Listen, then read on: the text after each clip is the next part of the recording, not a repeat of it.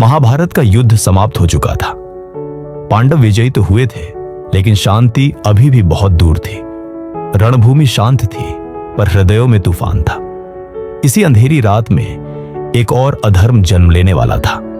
गुरु द्रोणाचार्य के पुत्र अश्वत्थामा, जो क्रोध और प्रतिशोध की ज्वाला में जल रहे थे, चुपचाप पांडवों के शिविर में घुसे और नींद में सोए द्रौपदी के 5 पुत्रों की निर्मम हत्या कर दी। भोर होते ही जैसे ही ये समाचार द्रौपदी को मिला, वह विलाप करने लगी। उसका मातृत्व चूर चूर हो चुका था। अर्जुन क्रोधित हुए। उन्होंने प्रतिज्ञा ली, मैं अश्वत्थामा को बंदी बनाकर लाऊंगा और न्याय करूंगा। तब श्री कृष्ण बोले, ध्यान रहे अर्जुन, यह केवल प्रतिशोध नहीं, यह धर्म का प्रश्न है। अर्जुन ने अश्वत्थामा का पीछा किया। एक भीषण युद्ध हुआ। अर्जुन ने उसे घेर लिया और तभी अश्वत्थामा ने ब्रह्मास्त्र का प्रयोग कर दिया। अर्जुन ने भी ब्रह्मास्त्र चलाया। पूरा आकाश तेजस्वी हो उठा, पृथ्वी कांपने लगी।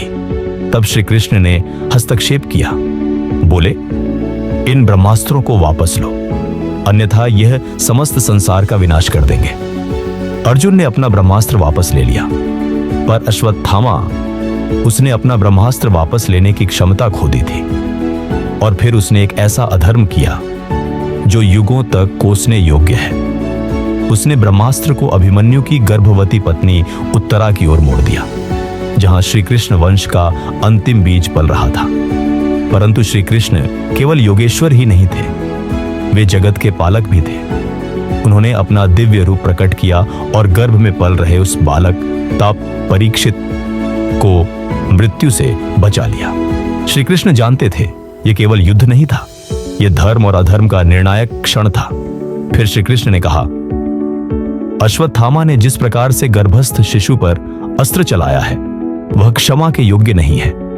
उसकी मणि, जो उसके तेज, उसकी रक्षा और दिव्यता का प्रतीक है, उससे छीन ली जाए। अर्जुन ने अश्वत्थामा से उसकी मणि छीन ली। अश्वत्थामा कराह उठा। उसका अहंकार, उसकी शक्ति और उसका तेज सब समाप्त हो चुका था। वह अब केवल एक श्रापित योद्धा था।